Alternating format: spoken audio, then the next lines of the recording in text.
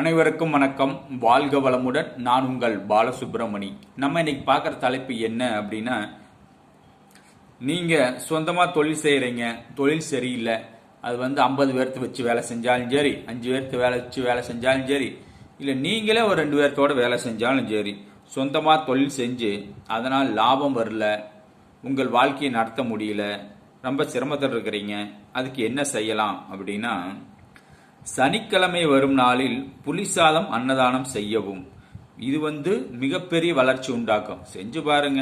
ஒரு தொழில் செய்யறீங்கன்னா லாபமே இல்லையா, புளிசாதம் கொடுத்து பாருங்க. ஒரு 8 பேர்த்துக்கு கொடுங்க, புளிசாதம் 8 பேர்த்துக்கு கொடுங்க. அது மிகப்பெரிய வளர்ச்சி உங்களுக்கு உண்டாகும். ஏதோ தொழில், அதாவது ஏதோ வரவு செலவு ஓடி இருக்குன்னா, ஏதோ ஓரளவுக்கு லாபம் கிடைச்சாவது உங்களுடைய வாழ்க்கையை நடத்துகிற அளவுக்கு, நல்ல முறையில் போகிற அளவுக்கு தொழில் நடக்கும்.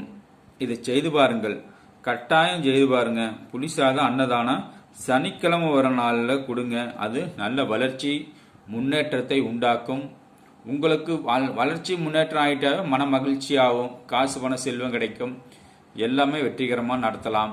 இதை செய்து பாருங்கள். இது எளிமையான செலவு தான், பெரிய செலவு லட்சக்கணக்கில் செய்யாதீங்க, ஆயிரக்கணக்கில் செய்யாதீங்க. தொழில் சரியில்லைன்னு இது தொடர்ந்து செய்யணும். சும்மா ஒரு வாரம் செஞ்சு விட்டு விடாதீங்க, தொடர்ந்து செஞ்சு வாங்க. கட்டாயம் உங்கள் வாழ்க்கையில் மகிழ்ச்சி ஏற்படும். வளமாக வாழுங்கள், செல்வத்தோடு வாழுங்கள், மகிழ்ச்சியாக வாழுங்கள்.